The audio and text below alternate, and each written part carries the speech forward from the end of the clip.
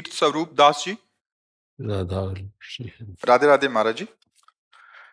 प्रभु, साधक संत जीवन नूतन दीक्षित संत की दिनचर्या कैसी होनी चाहिए? गुरु प्रदत्त, उसमें प्रधानता गुरु प्रदत्त की होती। जैसे हम दिनचर्या बनाएंगे तो हमारी पद्धति है, गुरु दिनचर्या बनाएंगे तो गुरु पद्धति से बनेगा ना। अब पहुंचना एक ही प्रभु के पास है, लेकिन पद्धतियां अलग अलग है। तो दिनचर्या, साधारण दिनचर्या, सार्वभौम दिनचर्या, उत्तम साधक 2 बजे रात्रि को उठ जाता है। जो मध्यम है वो 3 और 4 के बीच में, फिर तो बात ही अलग अलग हो गई। 2 बजे रात्रि के शयन त्याग, 9 या 10 के बीच में शयन करना। 10 बजे शयन कर तो 11, 12, 1, 2, बस 24 घंटे में 4 घंटे नींद लेना। सन्यास, बैरागी। गृहस्थ धर्म में 6 घंटे, बहुत मेहनत करने वाला 7 घंटे, इसके आगे नहीं। दिन में सोने का विधान नहीं है। रात्रि भर पूरे जगे भजन में, फिर दिन में सोने का विधान है, वो भी रात्रि के आधे समय विश्राम कर ले। ब्रह्मचर्य वैराग्य में पूर्ण रूप से अत्यंत आवश्यक है। किसी भी तरह से ब्रह्मचर्य क्षीण ना करे। ये सार्वजनिक है, उपासना की अभी नहीं बता रहे, ये सार्वजनिक सिद्धांत है। तो जो ब्रह्मचारी है वो व्यायाम और प्राणायाम किसी भी संप्रदाय का हो उसको करना ही चाहिए, क्योंकि शरीर धर्म का निर्वाह करने के लिए हमारा शरीर पुष्ट होना चाहिए, हमारे प्राण बलवान होने चाहिए। स्थूल प्राण निर्बल होते हैं, सूक्ष्म प्राण बलवान होते हैं। प्राण, मन, ब्रह्मचर्य तीनों का एक ही संयोग है। प्राण सूक्ष्म, मन संयमी, तो जनेन्द्रिय जनित वो नैष्ठिक ब्रह्मचर्य का निर्वाह कर ले जाएगा। मन चंचल, प्राण स्थूल, तो जनेन्द्रिय का शासन वो नहीं कर सकता है। इसलिए प्राणायाम अत्यंत आवश्यक है, प्राण संशोधन क्रिया, और शरीर के लिए कम से कम 30 मिनट व्यायाम अत्यंत आवश्यक है। जो भी व्यायाम आसन है, जो प्राण संशोधन की क्रियाएं, पद्मासन सिद्धासन में बैठकर, फिर जैसे दंड है, बैठक है, दौड़ भाग, थोड़ा सा शरीर को, तभी वीर्य को ऊर्ध्वगामी बनाने में सहयोग प्राप्त होता है। तो मानो 3 बजे उठा, लंगोटी लगाई, स्नान आदि करके, फिर थोड़ा 30 मिनट शारीरिक व्यायाम और 20 मिनट कम से कम प्राणों का याम, इतना। और फिर जो गुरुदेव ने मंत्र दिया हो उसका तदाकार भाव से ध्यान, वो तभी अच्छा लगेगा। जब आप प्राणायाम व्यायाम दोनों करेंगे ना, तो शरीर एक विश्राम मांगेगा। उस समय आसन पर बैठ करके, जवान साधक को, ब्रह्मचारी को आसन में बैठना चाहिए। आसन का तात्पर्य सिद्धासन, पद्मासन, सुखासन, अर्ध पद्मासन, जैसा भी उसका अभ्यास हो। आसन तभी पवित्र रूप से निर्वाह कर सकता है जब 48 मिनट 2 घड़ी बिना हिले बैठे। ऐसे रख दिया तो अब 48 मिनट कुछ भी स्थिति हो, शांत एकदम। मैं कोई शरीर नहीं हूं कि त्वगेंद्री में मच्छर काट रहा तो उसको हम हटाएं, उस समय नहीं। 48 मिनट एकदम कोई भी हलचल हो रही, 48, ये सन्यास विरक्त साधक के लिए। फिर इसको बढ़ाए 3 घंटा बढ़ा सकते। 3 घंटा जो बिना हिले डुले, किसी भी तरह का कोई हलचल ना किए हुए बैठ जाता है, वो आसन सिद्ध होने लगता है। सिद्धासन है या पद्मासन है, ये जरूरी है किसी भी संप्रदाय का हो, क्योंकि इंद्रियों का निग्रह करना, मनोनिग्रह करना, प्राणों का संयम करना, ये अत्यंत आवश्यक है। इंद्रियां बहिर्मुख होकर डोलती रहें तो फिर अध्यात्म का अनुभव किसी के द्वारा होगा। मन इंद्रियों के साथ मना खष्टान इंद्रियाणी प्रकृति स्थान कर्षति, तो सर्वात्मना न विषयेत बहिरिंद्रियाणी। इंद्रियों को सर्वात्म रूप से बहिर्मुखी जो करता है वो साधक थोड़ी होता है। इंद्रियों को अंतर्मुख करता है तब वो भगवदानंद का अनुभव करता है। तो कुछ मिनट एकांत बैठ करके जो गुरु ने मंत्र दिया या स्वरूप बोध की जो बातें कही, उसका महावाक्यार्थस्य चिंत्यताम, उसका चिंतन करें बार बार कि हमारा स्वरूप क्या है, मैं देह तो हूं नहीं, आखिरकार मैं भगवान का, अगर भक्ति में है तो मैं भगवान का दास हूं, तो क्या शरीर दास है? क्या स्वरूप है? हम भगवान के अंश है तो है कौन? हमारा क्या स्वरूप है? ये शरीर भी तो मैं नहीं हूं ना, स्थूल न सूक्ष्म कारण। तो जो दास से होता है नारायण का, वो उसी से होता है, स्वरूप से। स्वरूप भाव में दास भाव का जब हम चिंतन करते हैं तो चिदानंद दास होता है वो।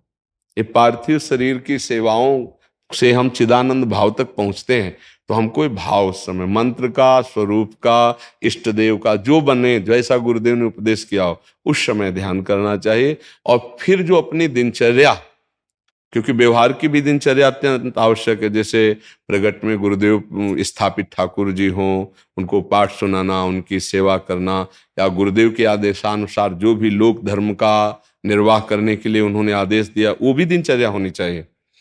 पर उस दिनचर्या में सावधानी रखे कि अपने को बचा करके ही, अपनी कोई भी इंद्री किसी भी विषय से संयोग के लिए प्रबल ना हो जाए, अपना किसी से कोई संबंध न बन जाए, अपना कोई प्रिय न बन जाए, बिल्कुल असंग रहे। संगम त्यजेत मिथुन वृत्तिनाम मुमुक्षु, जो मुक्त होना चाहता है व्यवहार करते हुए असंग रहे। लाखों रूपों को देख लिया जाए लेकिन एक भी रूप का हमारे हृदय में कहीं भी अधिकार न बनने पावे।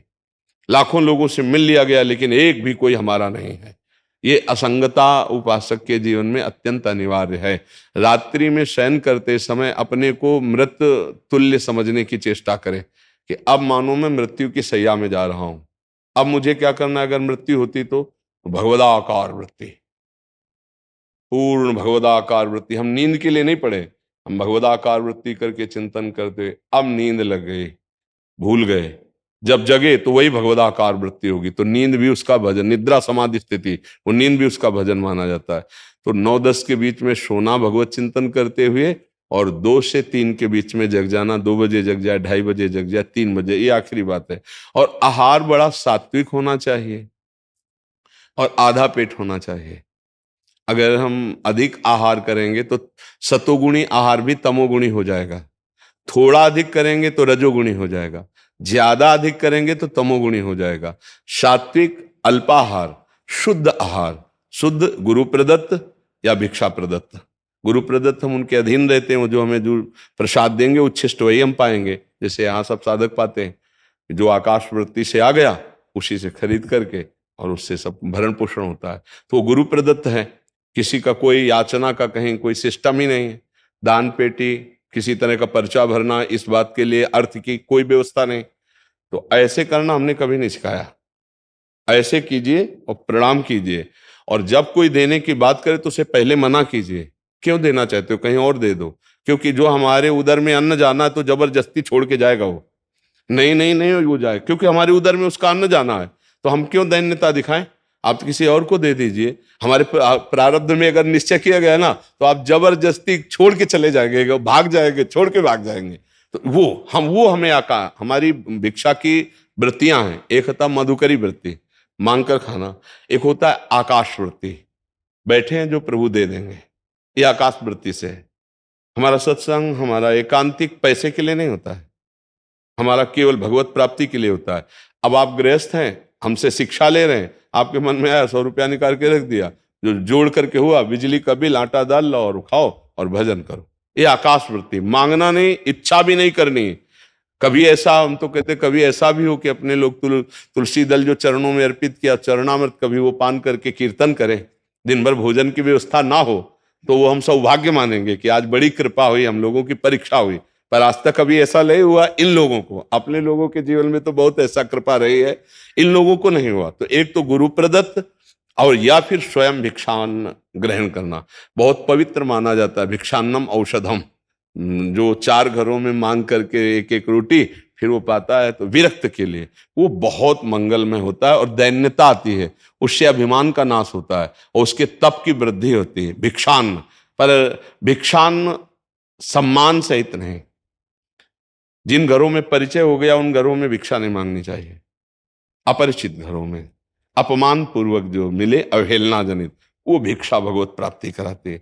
जैसे आओ बाबा, आओ बाबा, कुर्सी डाल दिया, बैठो, नहीं, उस गली में नहीं जाना चाहिए। सम्मानम कल्याति घोर गर्लम, नीचापमानम सुधा, उल्टा है। यहाँ जहां सम्मान होगा प्राय लोग वहीं जाना चाहेंगे कि बहुत अच्छे लोग हैं। जब घर जाते हैं तो बैठालते हैं, 4 घी की चुपड़ी देते हैं, गए तुम उपासना के मार्ग से फिसल जाओगे। और ऐसे राधे श्याम दरवाजे के बाहर खड़े होकर बोला, एक रोटी ऐसे मिली, चल दिया, कोई परिचय नहीं, देने वाले को देखा भी नहीं, राधे श्याम। वो अन्न जो है भजन की वृद्धि कराता है। तो भिक्षान्न के द्वारा उदर पोषण, और जो वस्त्र हमारे शरीर में है जब तक फट न जाए, वो शरीर ढकने की योग्यता रखे, तब तक हमको बदलना नहीं चाहिए विरक्त मार्ग में। जैसे ये चला है तो अब ये सालों चलेगा, 2 मार्किन, 2 लंगोटी और ऊपर ओढ़ने वाला एक अचला, अच्छा बनियान धारण किए तो बनियान बस। अब ये जब तक फट ना जाए तब तक हमें दूसरा बॉक्स नहीं होने चाहिए कि 4-6 जोड़ी रखे हैं और प्रेस किए, आज ये पहने कल वो पहने परसों। विरक्त मार्ग के साधक को ऐसा नहीं होना चाहिए। पूरे शरीर में दोनों नए कपड़े नहीं होने चाहिए। एक कपड़ा गंदा और पुराना होना, अगर एक नया है ऊपर का तो नीचे का पुराना होना चाहिए। ये महापुरुषों की रहनी बता रहे कि इस रहनी से शरीरासक्ति का नाश होता है, भगत की याद नहीं आएगी और भाटगिरी नहीं होगी। भाटगिरी का समझते हो? जब हम किसी गृहस्थ से ज्यादा प्रियता बढ़ा लेते हैं और वो ज्यादा प्रतिग्रह देता है तो हम उसकी बड़ाई शुरू कर देते हैं। आए थे हरि का यश गान करने के लिए और यश गान करने लगते हैं फिर धनी पुरुषों का, तो हमारी वो भाटगिरी शुरू हो जाती, भजन चला जाता है। तो जनी कहता आए थे हरि भजनन को उटेला कपास, देहाती भाषा में। तो भगवत मार्ग के पथिक को प्रतिग्रह शून्य जीवन होना चाहिए। प्रतिग्रह शून्य जीवन, एक बार भगवत प्राप्ति हो जाए बस, फिर तो भगवान महलों में रखे चाहे झोपड़ी में बास दे, फिर कुछ नहीं बिगड़ता। एक बार चना भुन गया ना तो चाहे जितनी खाद पानी लगा दो उसमें अंकुरण नहीं आने वाला। तो एक बार मन को भूनना पड़ता है भगवद आनंद में। तो ऐसे गुरु आज्ञा में चले, कभी किसी गृहस्थ से इतना संपर्क वैरागी न बना ले कि उसके घर जाना पड़े, उसके घर सोना पड़े। ये बहुत जहर है अगर समझ पावे वैराग्य में। तो जिन शैयाओं पर गृहस्थ शयन करते हैं, विरक्त उन पर शयन करेगा तो वो सुरक्षित नहीं रह पाएगा, क्योंकि उनमें परमाणु होते हैं। गृहस्थ के घर केवल हमारा अधिकार भिक्षा लेने का है। बहुत मतलब पावनता आ गई तो कभी साल 6 महीने में एक बार बैठ के पा लिया उसके घर में। जैसे संन्यास मार्ग में ऐसे बुजुर्ग सन्यासी आते तो बाहर तखत पड़े हैं गांव के मंदिर में, विद्यालय में या कोई ऐसे धर्म स्थान में, वहां वास, उनके घर गए, बस भिक्षा पाई और बस चले आए। जो गृहस्थों के यहाँ शयन करने का भाव है इसका त्याग कर देना चाहिए जब तक भगवत प्राप्ति न हो, क्योंकि उनकी शैयाओं में उनके पर्सनल परमाणु होते हैं और उन परमाणुओं का हमारे ऊपर प्रभाव पड़ता है स्थान का। इसलिए कभी गृहस्थ के यहाँ शयन न करे जब तक भगवत प्राप्ति न हो जाए। इसके बाद तो कोई फर्क पड़ने की बात नहीं, चाहे जहां भगवान रखे जैसे रखे। महाराज जी उपदेश आदि मतलब, हाँ, भगवत चर्चा करना तो हमारा मतलब स्वभाव है। भगवान ने आदेश किया मत चित्ता मदगत प्राणा बोधयंता परस्परम कथयंति च माम नित्यम तुष्यंति च रमन्ति च। अब जैसे हम भगवत मार्ग के साधक हैं तो हमारा अगर कोई गृहस्थ से संयोग बनता है तो हम भगवत चर्चा करेंगे। आप नाम जप कीजिए, आप भगवान की सेवा कीजिए, आप इस तरह से जीवन व्यतीत कीजिए निष्काम। हमारा कहीं ये भावना हो कि ये भगत को हम सुना रहे हैं रीझ जाए काम में आवे, ऐसी कोई भावना नहीं होनी चाहिए। निष्काम भावना होनी चाहिए कि इसका मंगल कैसे हो, अपने मार्ग को चलाते हुए और दूरी बना के। जब तक हमें भगवत प्राप्ति न हो जाए तब तक हमें लगता है किसी को शिष्य नहीं बनाना चाहिए। हमने नहीं चखा तो तुमको क्या चखा देंगे। भगवत चर्चा करना अलग बात है, लेकिन मंत्र और शिष्य तो का भाव ये गुरु आदेश जब करता है, उसका शिष्य जब परिपक्व हो जाता है कि अब आप लगो जगत मंगल करो, जाओ हमारा आदेश है, अब वो बात अलग। गुरु आदेश हो जाए तो फिर कोई बात नहीं। तिनका भी हवा के प्रभाव से मंदिर की चोटी में बैठ सकता है, यद्यपि हम तिनके हैं, लेकिन गुरु प्रताप है तो वो फंसने नहीं देगा, पार कर देगा। और अगर अपने को भगवत प्राप्ति नहीं हो, दूसरों को शिष्य बनाना, तो फिर हमें लगता है कि पतन में देर नहीं लगेगी, क्योंकि स्थिति नहीं है। शिष्य बनाने का अधिकार भगवत प्राप्त महापुरुष को है, जो स्वयं चख लिया है तो फिर दूसरों को स्वाद। एक दीपक जल गया तो करोड़ दीपक को जला दिया, तो पहले दीपक की क्या हानि हुई? कोई हानि नहीं हुई। पहले अपने ज्ञान दीपक को जलावे, पहले अपनी भक्ति को। तो चर्चा करना अलग बात है, लेकिन उसका उद्देश्य केवल भगवत प्राप्ति ही रहे। और हमें लगता है कि ज्यादा उपदेश में न फंसे जब तक भगवत प्राप्ति न हो जाए, क्योंकि जहां उपदेश में फंसा तो उपदेश का फल होता है सम्मान, विषयों की बाहुल्यता, प्रणाम नमस्कार। फिर वो साधन में कुछ साधक मिलते हैं कहते हैं कि प्रचार प्रसार कर रहे हैं हम, तो ये तो हमें तो लगता है जब तक यहाँ प्रसार नहीं होगा तो प्रचार क्या हो जाएगा। कागज के फूल में सेंट डाल के कितनी देर उसे फूल बनाए रखेंगे? असली फूल में ही भौरा तृप्त होगा, ना कि कागज के फूल में। हमें बताइए, आप कागज के फूलों से भौरों को तृप्त कर सकते हैं क्या? भौरों के लिए तो असली पराग चाहिए। तो जो भगत होते हैं वो भौरे होते हैं, जो सिद्ध पुरुष होता है वो असली कमल का फूल पराग वाला होता है। अब उससे भगत रूपी भौरों की तृप्ति हो जाएगी। अभी खुद भगवत प्राप्ति नहीं हो तो बनावटी फूल में इत्र डाल देने से भौरे नहीं फंसेंगे, भौरे तृप्त नहीं होंगे। और भौरों को बुलाना नहीं पड़ता, जब कमल में पराग आ जाता है तो भौरे मड़राने लगते हैं। उनके लिए कार्ड, फोन नंबर, बुलाना, प्रचार प्रसार कुछ नहीं करना पड़ता। भौरे अपने आप आके वहां गुनगुनाने लगते हैं और पराग का स्वाद लेने लगते हैं। ये है प्रचार। अंदर प्रसार हो गया, नस नस में रोम रोम रग रग जब बोले तब कछ स्वाद नाम को आवे। रोम रोम पुलकित भगवदानंद में अब बोले हरि बोल, कृष्ण बोल, नारायण बोल। अब वो जो बोले तो उसका रंग चढ़ा, जब बोले तो हृदय की ग्रंथि खोले, नहीं तो मौन चुपचाप अपने आनंद में। अब जैसे अभी नए साधक हैं, एक हमें मिले थे तो हमने जब उनका हम प्रचार करते हैं तो हमने कहा आप कृपा करके झूठ मत बोलना, आप बताना प्रचार में क्या क्या करते हैं, उनसे पूछ। तो उनका हम डोनेशन भी अपने उसको क्या कहते हैं जो एक समुदाय पूरा होता है, संस्था, हाँ संस्था, हाँ अपनी संस्था के लिए डोनेशन मिले थे। हम कहा ईमानदारी से बताओ जितना डोनेशन मिलता है सब सीधे वहां जमा करते हो जाके?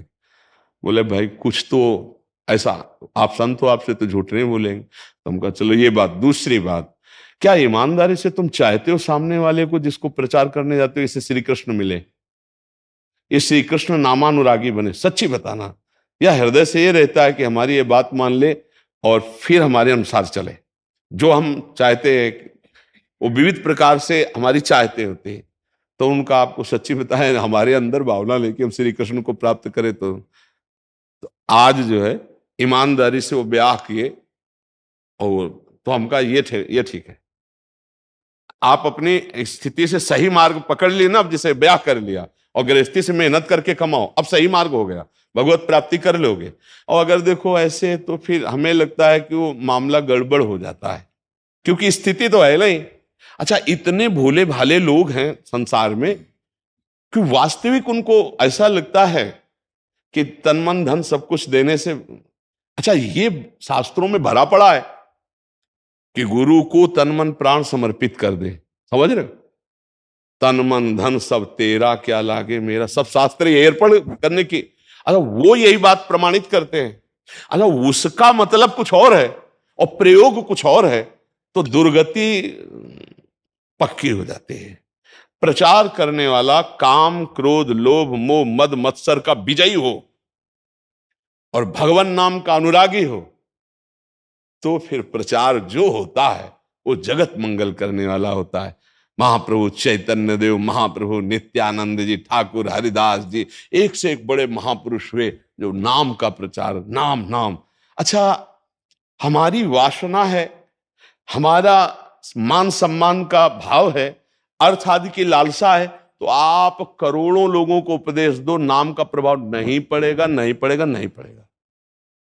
और जब नाम जप जापक बोला तो जहां भी बोला तो वहां पशुता वाली बुद्धि का भी परिवर्तन करके कृष्ण कृष्ण कहला दिया, हरि हरि बुलवा दिया, नहीं बुलवा दिया।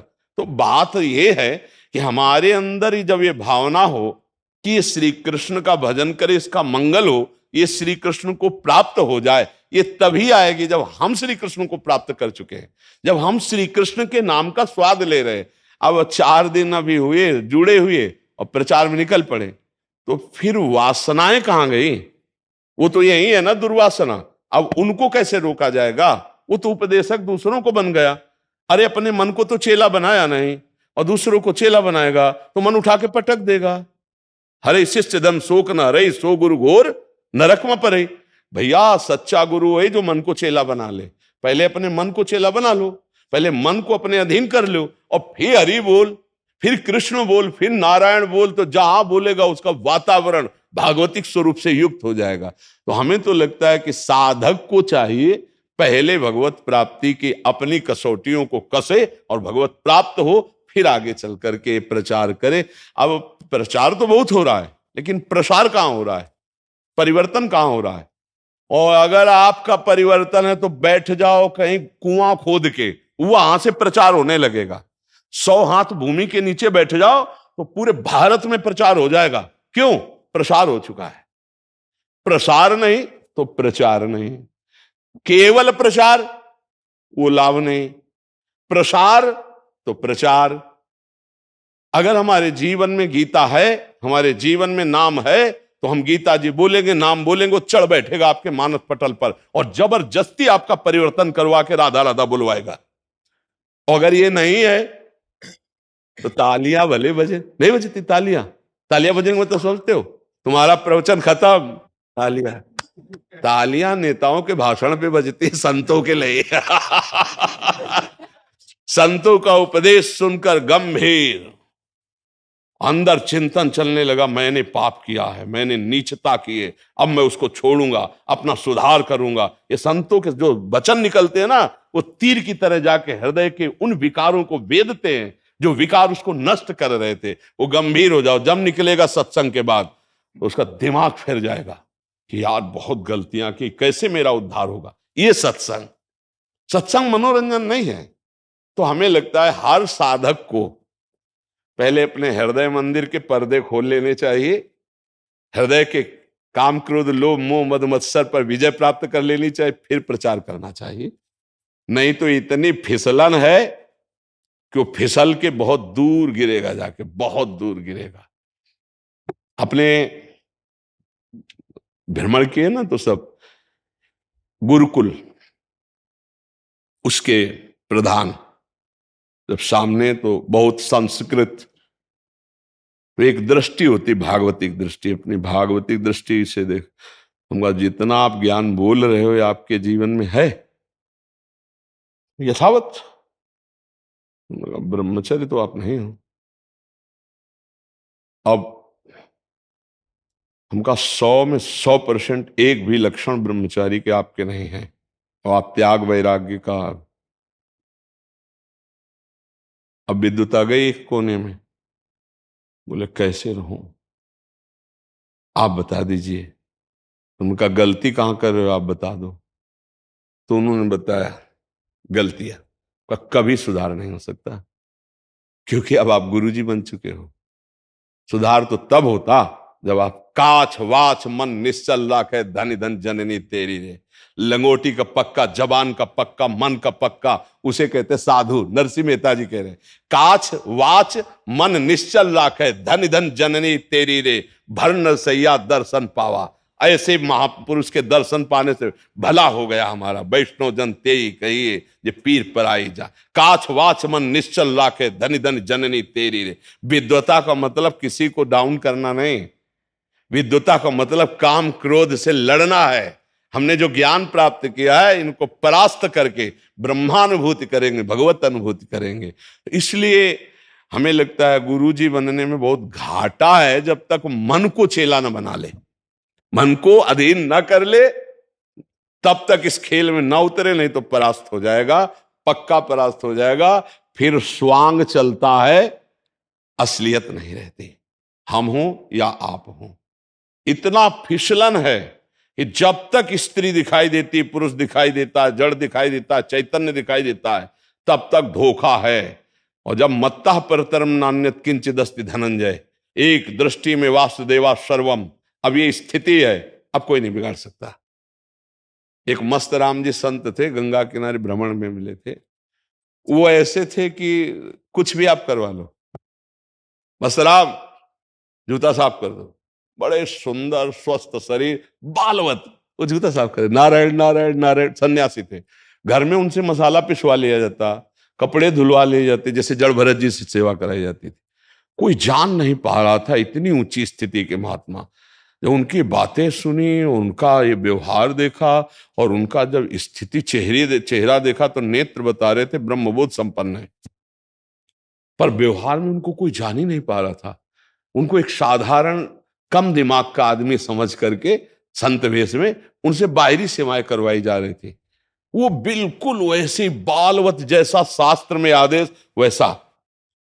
तो एक बहुत प्रवीण परिवार में गए, कोई भी ले जाते, वहां एक बहुत पढ़े लिखी उसने विचार किया कि अगर ऐसे तेजस्वी महापुरुष से संतान हो तो बड़ी भागवत होगी। तो सब जो आदेश कर देते सब करते। तो ये जब एकांत क्षेत्र में उनसे कहा मस्त राम ऐसे, तो उनका मस्त राम की मस्ती की भी एक सीमा है, वो कभी अपनी सीमा के बाहर मस्ती नहीं रखता। और भाग पड़े वहां से, बच्चों की तरह भाग पड़े, घर से दौड़ से निकल के ऐसे भाग पड़े। तो सिद्धों की भी एक मर्यादा है, साधुकों की तो बात जाने दो, सिद्धों की भी एक मर्यादा है कि उनकी भी बालवत चेष्टाओं की एक मर्यादा है। जब मर्यादा से अति बोलने लगा रहुगण, तो कभी जब नहीं बोले थे जड़ भरत जी, कहीं नहीं बोले थे, कोई जान ही नहीं पा रहा था कि इतने उच्च कोटि के ब्रह्मलीन महात्मा है। फिर बोले जब पालकी में ही रहते हुए, जब उत्तर दिया कूद पड़ा पालकी से कि ऐसा ब्रह्म बुद्ध संपन्न महापुरुष चरणों में गया। तो जब अति हो जाता है तो महापुरुष भले कृपा करके, तो लेकिन धर्म विरुद्ध आचरण नहीं, साधक फिसल जाएगा, साधक फिसल जाए। इसलिए उपदेष्टा को चाहिए कि जब तक भगवत प्राप्ति ना हो जाए तब तक उपदेश वाला व्यवहार बहुत खतरनाक है। भगवत चर्चा हम परस्पर कर सकते हैं, 2 साधक मिलके, 10 साधक मिलके, लेकिन व्यवहार में ना उतरे, क्योंकि व्यवहार में उतरने के लिए सिद्ध पुरुष चाहिए। माया नगरी माया बाजार में अगर घूमे और तुम्हारे अंदर परिपक्व अवस्था नहीं है तो माया रमैया के दुल्हन लूटे बाजार। रमैया की दुल्हन है ना, माया लूटे बाजार, कोई बच नहीं सकता। वही बच सकता मामे वे प्रपद्यंते माया में ताम तरंते थे, दैवी है सा गुणमयी मम माया दुरत्तया मामे वे प्रपद्यंते माया में हरि शरणम हरि शरणम। सिद्ध महापुरुष होते हुए सनकादि हर समय हरि शरणम हरि शरणम हरि शरणम। इसलिए हमें लगता है कि साधक को चाहिए पहले भगवत प्राप्ति पहले करे, पहले काम विजयी बने, 3 को प्रचार करने की क्षमता आ जाती है। पहला गुरु आदेश गुरु सेवक को, उसकी फिर क्षमता नहीं देखी जाती, उसका कनेक्शन, गुरु आज्ञा काम करती है वो। अगर दूसरा जो मदन और मोह 3 पर विजय प्राप्त किए हुए, मद अहंकार, मदन काम, मोह सांसारिक ममता राग, इसी में काम आ जाता है, मोह सकल व्याधिन कर मूला। जो मद मदन मोह विजयी है वो। और तीसरा जो अवतारी पुरुष है, जो भगवान का कारक पुरुष आया हुआ है, वो तो भगवान का निज पार्षद, उसे कहीं विश्व ब्रह्मांड में कोई परास्त ही नहीं कर सकता। वो ये 3 प्रसार, एक गुरु कृपा पात्र, दूसरा साधन पथ से 3 विकारों पर विजय प्राप्त करने वाला, और तीसरा अवतारी पुरुष जो अवतार लेते हैं, कारक महापुरुष होते हैं, युग पुरुष होते हैं, वो अवतरित होते हैं भगवान की तरफ से आज्ञा से, वो आकर जगत मंगल करते हैं, प्रचार प्रसार करके चले जाते हैं। लेकिन अपने लोगों को बहुत सावधानी से पहले अपना बोध प्राप्त करना, पहले भगवत प्राप्ति करनी, फिर आगे का कार्य करना है। अब इस समय प्रायः यही रहता है कि आप सही हो जाओ, ऐसा कभी नहीं हो सकता। पहले हमें सही होना पड़ेगा, फिर आप सही होंगे। पर उपदेश कुशल बहु तेरे, बहुत उपदेश देने के लिए हम समर्थ हैं, लेकिन आचरण उतारने के लिए असमर्थ हैं, फिर बात नहीं बनेगी। उपदेश तभी लागू होता है, जो चीज हम में है वो जब हम उपदेश करेंगे तब लागू हो जाएगा। तो दूसरों को भगवत प्राप्ति कराने की सामर्थ्य भगवत प्राप्ति में ही होती है। दूसरे के हृदय का परिवर्तन करने की सामर्थ्य जिसका हृदय परिवर्तन हो गया वही कर सकता है। इसलिए हमें लगता है साधक को पहले अपना काम बनाना चाहिए, फिर जगत का मंगल करने की सामर्थ्य आ जाएगी। महाराज जी, इसमें मैं पूछना चाह रहा था, महाराज जी काफी सारे साधक ऐसे आते हैं, जैसे आपने बोला लिखना है, तो थोड़ा सा इसमें आप और स्पष्टीकरण करेंगे। जैसे एक बोर्ड है तो हम उस पे भी लिख सकते हैं या कहीं भी लिख सकते हैं, जैसे मतलब वो अंदर चित्रण करना पड़ता है महाराज जी। जैसे आपका तो अभ्यास है महाराज जी, हम नए साधक हैं तो उनमें जैसे कोई एक नया बोर्ड है, दीवार पे लिखना है या कहाँ लिखना है या पत्ते पे लिख रहे हैं, जहां उसका भाव बने, बाहर तो कुछ नहीं क्रिया करनी। अगर उसका मन आ रहा है कि सामने एक बहुत बढ़िया बोर्ड है, मैं उसमें राधा नाम लिखना है, आप ऐसा कर लो। ये अपने लोग इसी पे करते हैं, हाँ इसी पे करते हैं। ये जो आज्ञा चक्र है ना, हम इसी पर लिखते हैं। और फिर इसके बाद जब अभ्यास दृढ़ हो जाता है तो यहां लिखा हुआ होता है हृदय में। हर समय देख रहे हैं कि हमारे हृदय, हमारी बात पकड़ पा रहे हो तो पकड़ लो, बहुत जोर की बात है, हजारों माला जप इसके बराबर नहीं हो सकता जो आपको बता रहे हैं। एक बार लिखा राधा और उसे देख रहे हैं, उसी को सुन रहे हैं, बाजी मार ले जाओगे, इस पे मन लगेगा नहीं।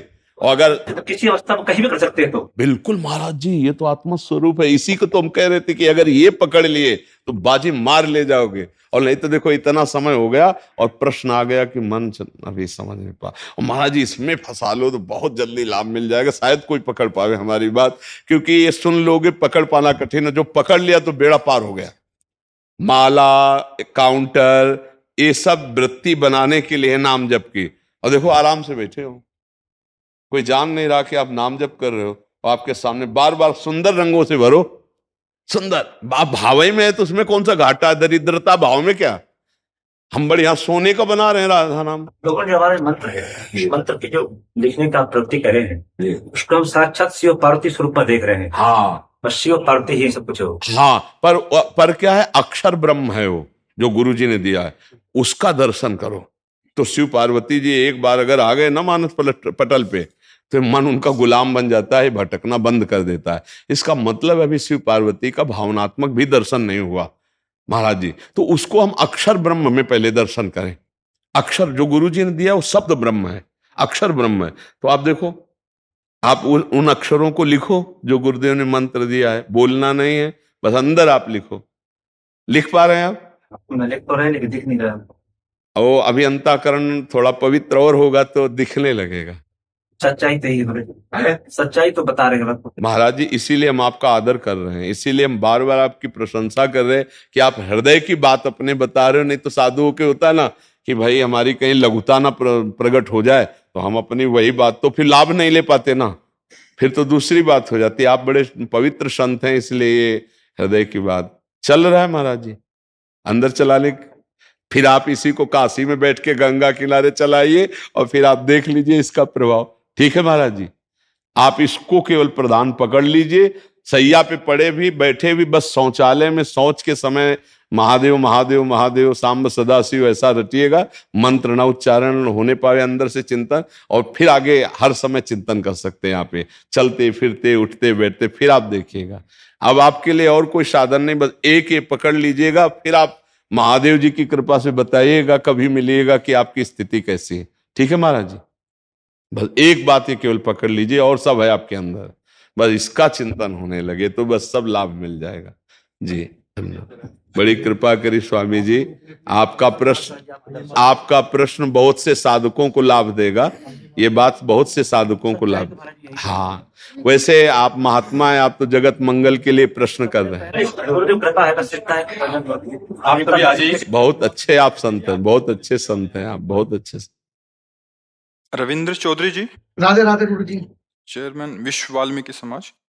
महाराज जी, वाल्मीकि समाज की ओर से आपकी लंबी उम्र की प्रार्थना करते हैं। महाराज जी, मेरा प्रश्न है कि मोक्ष की प्राप्ति कैसे होती है? पहले तो हम सबको प्रणाम करते हैं, धन्यवाद करते हैं कि अगर कोई भी वाणी सुनता होगा तभी ऐसे बात है कि ऐसी सद्भावना व्यक्ति की, तो उस सद्भावना को प्रणाम है, उस सद्भावना का आदर है। आप सबकी शुभ भावना से ही आज बैठे। ये ले तो जिसकी किडनी दोनों फेल हो वो कैसे कोई प्रश्नोत्तर कर सकता है। तो अब मोक्ष की जो बात है, हमें किससे मुक्त होना पहले ये बात समझना है। हम बंधे कहाँ हैं पहले ये बात समझनी, दोनों बात समझनी। जैसे कि हमें छूटना है तो हम बंधे कहाँ हैं। छूटने का होता है मोक्ष। तो मोक्ष को समझने के लिए हमें बंधन समझना पड़ेगा ना, कि हम मुक्त किससे होना चाहते हैं। ये जो आप शरीर देख रहे हो इसे स्थूल शरीर कहते हैं। जब आप अंदर मन बुद्धि चित्त अहम को देखते हो उसे सूक्ष्म शरीर कहते हैं। और जिसे आप कहते हो हमारा स्वभाव है उसे कारण शरीर कहते हैं। जो स्वभाव वो 3 गुणों से बनता है मिश्रित, सतोगुण रजोगुण तमोगुण से। जैसे लोग कहते हैं हमारे स्वभाव में ऐसा नहीं है, वो कारण शरीर को लेकर बात कर रहा है। आज मेरा मन नहीं लग रहा, वो सूक्ष्म शरीर की बात कर रहा है। और जो स्थूल शरीर है वो आप जागृत अवस्था में देखते हैं। जो सूक्ष्म शरीर का बोध है वो स्वप्नावस्था में होता है। जो कारण शरीर है वो सुषुप्ति अवस्था में। आज मैं बहुत सोया, नहीं लोग कहते आज मैं बड़ा सुखपूर्वक सोया, ये बोध कौन करवा रहा है? ये कारण शरीर का। और इन तीनों का जो दृष्टा है वो आप हैं। अब पहली बात इसमें यह पकड़िए कि आप दृष्टा हैं या शरीर हैं। ईमानदारी से देखा जाए तो हम यही बोलेंगे कि हम शरीर हैं, नहीं बोलेंगे। बोले आप कौन हो, तो आप इस शरीर का परिचय दोगे। हमारा नाम ये है, हम ये अमुक पद पे हैं, हम अमुक जगह के हैं, हम अमुक हैं, ऐसे यही देंगे ना। इसका मतलब है आप अपने को भूलकर इस स्थूल शरीर में तदात्म हो गए, सूक्ष्म शरीर में तदात्म हो गए, कारण शरीर में तदात्म हो गए। बहुत बढ़िया इसकी वृत्ति को आप समझ लो तो आप कभी मैं स्वभाव हूं ऐसा नहीं बोलते, मेरा स्वभाव बोलते हैं। मैं बुद्धि हूं ऐसा नहीं बोलते, आज मेरी बुद्धि काम नहीं कर रही, मतलब आप सूक्ष्म शरीर नहीं। और मेरा शरीर, आज मेरा हाथ दर्द कर रहा, आज मेरा माथा दर्द, पूरे ढांचे को मेरा शरीर, तो मैं कहीं नहीं है, ना कारण शरीर, ना सूक्ष्म शरीर, ना स्थूल शरीर, लेकिन पूरा मैं इसी में है। आज मैं ये देखना चाहता हूं, नेत्रेंद्री, मन और बुद्धि ने निर्णय किया, आप अपने को भूल करके नेत्रेंद्री अपने को मान लिए, मन मान, आज तो मैं खाऊंगा, आज नहीं रुकूंगा। रसेंद्री मन और आप तदात्म, इसी का नाम बंधन है। मैं देखूंगा, मैं सूंघूंगा, मैं भोगूंगा, मैं चखूंगा, मैं जो इनमें लग गया, इसी को बंधन कहते हैं। स्थूल सूक्ष्म कारण तीनों शरीरों का रागी बंधन, और हम सब बंधे इसी में।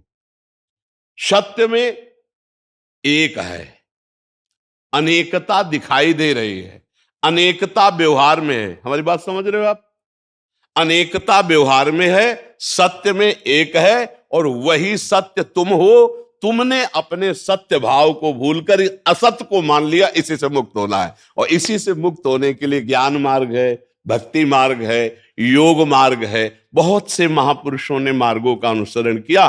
किसी को गुरु बनाकर एक मार्ग में चल दे और साधना करे, और इन तीनों शरीरों का राग छूट जाए तो मोक्ष पदवी को प्राप्त हो जाए। क्यों भाई? हाँ, वो मोक्ष पदवी को प्राप्त हो जाए। को सबका अधिकार है कि मोक्ष पदवी प्राप्त कर सकता है। अपने घर लौटने का सबका अधिकार है। भूल से कोई भटक गया हो तो घर में लौट के आने के लिए अधिकार नहीं उसका। तो ऐसे ही हम सब श्री भगवान के अंश है, और श्री भगवान की प्राप्ति करना हम सबका। और हमारी समाज में, संपूर्ण भारत में महात्मा का सम्मान हुआ है। वो चाहे पैंट शर्ट में हो, चाहे धोती कुर्ता में हो, और चाहे जहां प्रकट हुआ हो। आप देख लीजिए, वो जहां प्रकट हुआ है वहीं उसकी पूजा हुई, और विश्व ने नमन किया है, क्योंकि ऊंचाई की पूजा है। अब वो ये वस्तुएं जो बनी हुई हैं, सामग्री सबकी एक है, लेकिन ऊंचाई अध्यात्म की मानी जाती है। जो अध्यात्म में ऊंचा उठ गया, उसकी सबने वंदना की, सबने चरण पखारे, सबने माथा रखा है। तो उसी अध्यात्म की ऊंचाई में चढ़ने के लिए सीढ़ियां बनाई गई हैं। एक गुरु पद है और एक शिष्य पद है। तत्व में दोनों में अंतर नहीं, शरीर में दोनों में अंतर नहीं, लेकिन ऊंचाई में अंतर है। वो अध्यात्म की ऊंचाई पर है, वो अध्यात्म की ऊंचाई में चढ़ना चाहता है, इसलिए साष्टांग दंडवत करता है, हाथ जोड़कर भगवान की तरह आदर करता है। तो एक दिन जहां गुरु होते हैं, वही स्थिति उसमें आ जाती है। व्यवहार में केवल भेद है, तत्व में भेद नहीं। जो तत्व का अनुभव कर लेता वही मोक्ष पद को प्राप्त होता है। समझ पा रहे भैया जी? महर्षि, बाबा का प्रश्न है। राधे राधे महाराज जी।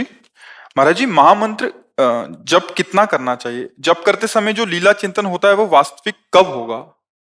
एक दो। पहला जब तक हमारी चेतना तब तक करना चाहिए। सोने से जगने तक, जगने से सोने तक, जीवन भर, मृत्यु जब तक ना आ जाए, मूर्छा जब तक ना आ जाए, गाढ़ सुषुप्ति जब तक ना आ जाए, तब तक नाम नहीं छोड़ना। अब हम मूर्छित हो गए, गाढ़ निद्रा में हो गए या मर गए, अब हमारी बात नहीं है, लेकिन जब तक हमें चेतना है तब तक हम नाम नहीं छोड़ सकते। संख्या आदि का कोई विधान नहीं? संख्या पर हम दृष्टि नहीं देते, हम श्वास पर दृष्टि देते हैं कि हमारी प्रत्येक श्वास लाडली जी को बिकी हुई है।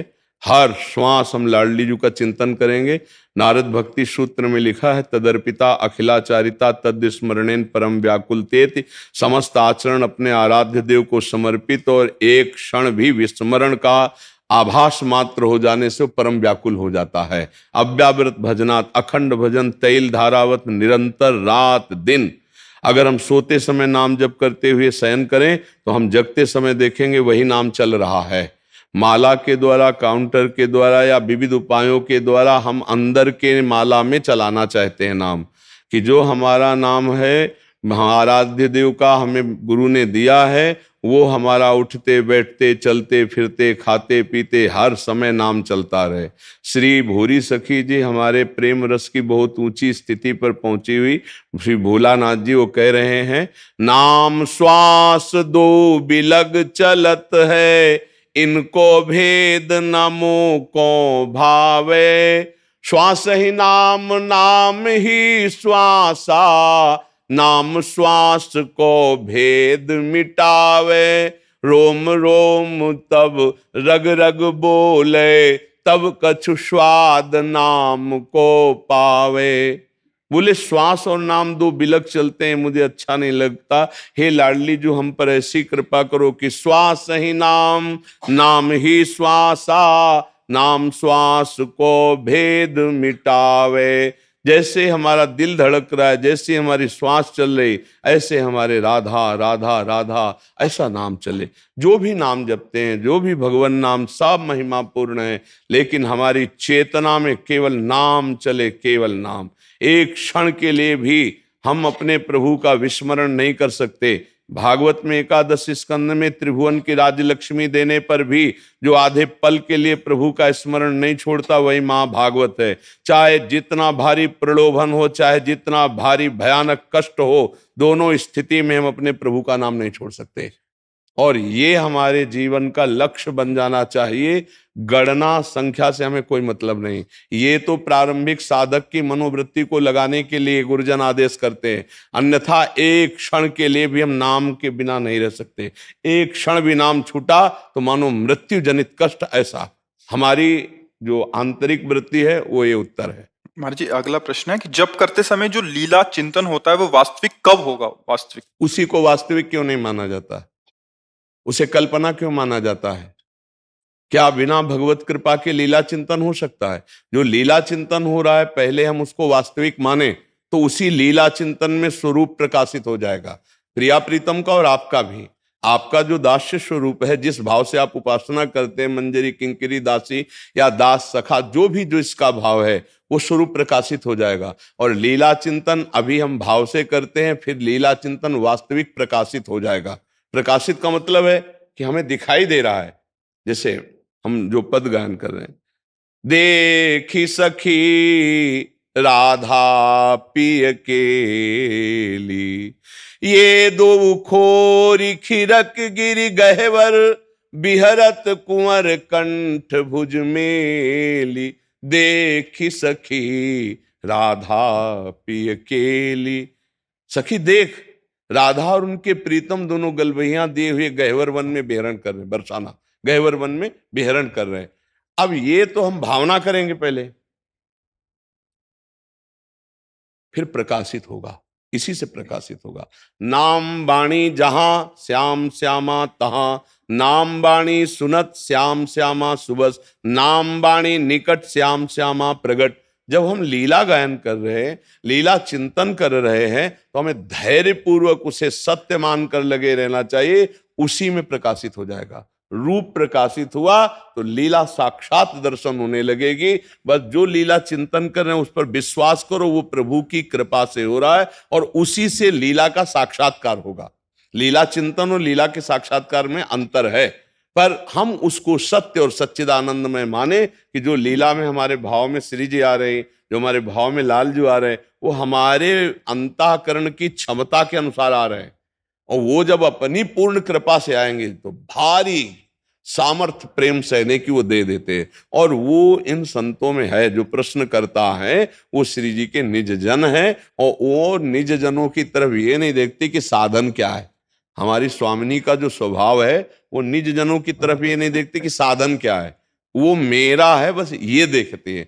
हमारा केवल उद्देश्य है उनका चिंतन करना, नाम का चिंतन करना, रूप का चिंतन करना, लीला का चिंतन करना, उनकी कृपा का चिंतन करना। हमारा ये जीवन है, बस हमें और कोई चिंता नहीं। हमें चिंतन और सच्ची माने, कोई प्रश्न नहीं रह जाएगा अगर हम उस लीला चिंतन पर विश्वास कर लें कि ये वही लीला चिंतन उनकी कृपा से हो रहा है जो मेरा लीला में प्रवेश करा देगा। हम लोग समझते हैं कि हम वो चिंतन कर रहे हैं, नहीं। हमारी स्वामिनी की कृपा के बिना स्वामिनी का कोई नाम नहीं ले सकता। वृंदावन, बरसाना, इनकी लीलाओं का चिंतन कैसे कर सकता है? श्री राधिका कृपा बिनु सबके मनन अगम्य। तो फिर मन हमारा जो चिंतन कर रहा है वो तो कृपा इतनी नहीं, कृपा की प्रबल वेग धारा है। आज ऐसे चिंतन हो रहा है, कल लीला का दर्शन होगा, साक्षात लीला में प्रवेश होगा। हमको धैर्यपूर्वक उसे सत्य मानकर चलते रहना चाहिए। मयूरी बहन जी गुजरात से। राधे राधे राधे महाराज जी। महाराज जी, ज्यादा सच्चाई और साफ दिल रखने से जीवन में बहुत मुश्किलें आने लगी हैं। लोग कहाँ बोलते की हैं बात चालाकी कर से रहे हो? करते हैं, वो तो अच्छा। नहीं, आज का सत्संग सुना था? आज का सत्संग सुना था? इसमें कोई बैठा है जो सत्संग सुना था? हाँ, तो आज के सत्संग में सुना था प्रारंभ में कि कुछ लोग ऐसी मान्यता मानने हुए हैं कि जो धर्म से चलता है उसको दुख मिलते हैं, जो पाप से चलता है उन्नति को प्राप्त होता है। ऐसा नहीं है। साफ दिल मतलब सत्य पे बोलना, सत्य पे चलना, सत्य आचरण करना। तो दुख किसको हो रहा है?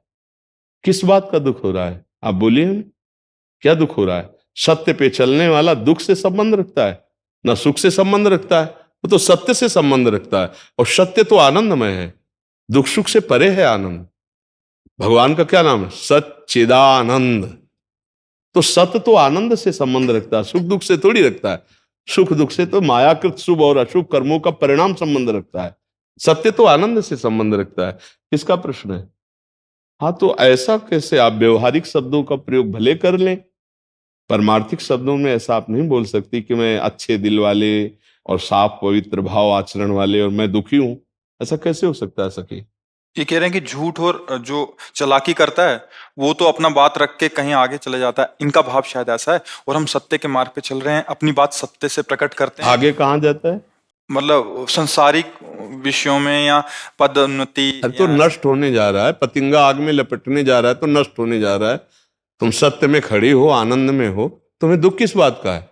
कोई असत्य बोल रहा है तो नहीं, असत्य संपातक पुंजा। कोई चालबाजी कर रहा है, गंदी आदत कर रहा है, आपको लग रहा है उन्नति को जा रहा है। हमने कई बार कहा है, किसी दंडनीय अपराध करने वाले अपराधी को 4 लोग गोदी में लेके ऊपर चढ़ा रहे हैं, तो ये उसका सम्मान नहीं है, ये ऊपर से पटकने जा रहे हैं उसको। समझ रहे ना? ये बड़ा सम्मान, 4 लोग गोद में लिए हुए, नहीं, ये उसको ऊपर से पटकने जा रहे हैं। तो जो आपको दिखाई देती है ना पापाचरण करने में उन्नति, वो उनके सुकृत नष्ट हो रहे हैं वर्तमान में, जो पूर्व के हैं, और वर्तमान का जो पापाचरण है वो उनको पटकने ले जा रहा है ऊपर। ऐसा मेटिया मेट करेगा, किसी काम के नहीं रहेंगे। असत्य आचरण और पापाचरण करने वाले कभी ना इस लोक में सुखी पाए गए, ना परलोक में सुखी पाए गए। ये मर्जी ऐसा होता है कि मर्जी जैसे कोई एक किसी भी नौकरी में वो रिश्वत लेके पैसा लिया, गाड़ी आ गई, बहुत बड़ा दिख रहा है, ये एक सत्य मार्ग इसके से चल बाद रहा है। हाईवे पे एक्सीडेंट हुआ, पूरे परिवार सहित उसी में जल गए, ये नहीं मानते हो? चकनाचूर हो गए, ये नहीं मानते हो? हम कह क्या रहे हैं? हमारी बात को समझो। 4 आदमी उसको गोदी में लेके ऊपर 8 खंड में जा रहे, तो उन्नति नहीं है, ये ऊपर से पटका जाएगा, कोई नस नाड़ी शुद्ध नहीं रहेगी।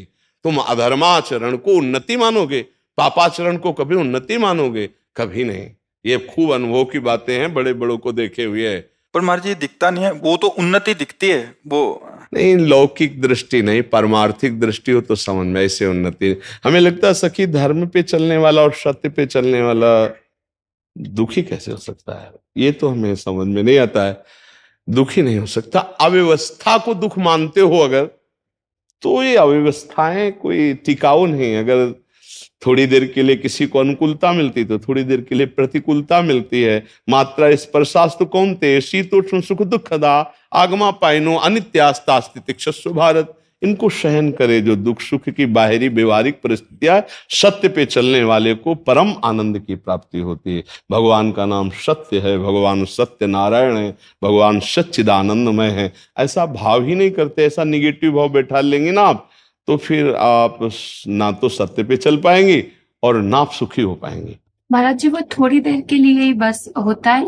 तो ये सत्संग किस लिए होता है? बड़े बड़े संत महात्मा जो अपना समय देते हैं आपको, वो किस लिए देते हैं? इसी को सुलझाने के लिए देते हैं। यदि ऐसी समय कोई परिस्थिति अंदर आपको फांस रही, तो आप ऐसे सत्संग रखिए कि वो चला लिया, अलग अलग प्रसंग हैं सत्संग के, कभी मन को वश में करने के, कभी काम विजय प्राप्त करने के, कभी समस्याओं के समाधानों के। तो चतुर विवेकी सत्संगी वो कि वो उतना काट करके अलग रख ले, और जब अपना जो विषय फंसा रहा हो वही चला दे, तो अपने को समाधान मिल जाएगा। अगर हम सत्संग नहीं सुनेंगे, नाम जप नहीं करेंगे, तो फिर फंसा तो लेगा ही मन, कहीं ना कहीं फंसा लेगा। तो इसलिए मुझे लगता है सत्संग सुनिए, नाम जप कीजिए, और असत आचरणों की उन्नति को आप धोखा मानिए। वो नष्ट होने के लिए विधान बनता है, वो सुखी होने के लिए नहीं। अगर पापाचरण करके कोई सुखी होता तो रावण जैसे बलिष्ठ ये सुखी होते। परिणाम को देखिए, रान को कुल रोवनी हारा, राम विमुख असहाल तुम्हारा, रहा न को कुल रोवन। विवेकवान वही कदम रखने के पहले परिणाम देखे कि मैं पैर कहां रख रहा हूं। मूर्ख वही है कि चलो यार देखा जाएगा। जब अंधे कुएं में गिर जाओगे तब क्या देख पाओगे। ये अंधा कुआं है संसार, इसमें काम क्रोध लोभ मोह मद मत्सर ऐसी फिसलन कि वहीं पहुंच जाओगे जहां से निकलना मुश्किल है। 5 मिनट की गलती आजीवन कारावास, एक भयानक गलती फांसी का फंदा गले में, गोली मार दी गई बहुत होश में।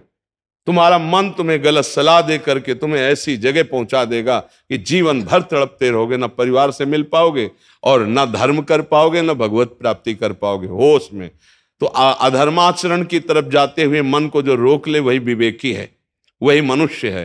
पशु थोड़ी है, पशु नहीं जानता है, वो तो जैसा भाव आया प्रारब्धानुसार वैसा चल रहा है वैसा। हम प्रारब्ध के अनुसार चलने वाले नहीं हैं, हम विवेक के अनुसार चलने वाले हैं।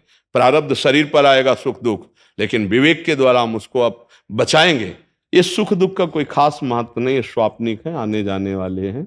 आगमा पाइनो अनित्यास्तास्तितिक्षुष भारत, सत्य पे चलो चाहे जैसी परिस्थिति हो, डिगना मत, तो आनंद की अनुभूति हो जाएगी, भगवदानंद की प्राप्ति हो जाएगी। सत्य का मार्ग बहुत आनंददायक है, दुखद थोड़ी है। ये चालबाजी चतुरता कपट करके चंद रुपए एकत्रित कर लेना, कुछ सुख सुविधाएं एकत्रित कर लेना, लेकिन परिणाम में हाहाकार क्लेश अशांति दुख चिंता शोक भय कल्पना, ये कैसे मिटा पाओगे। सत्यवान इसी पर विजय प्राप्त करता है। तो सौभाग्य है आपका कि आप सत्य पे चलना चाहते हैं। नाम जप कीजिए, सत्संग सुनिए और घबराइए मत कि असत आचरण करने वाले उन्नति को प्राप्त होते हैं, ऐसा नहीं है।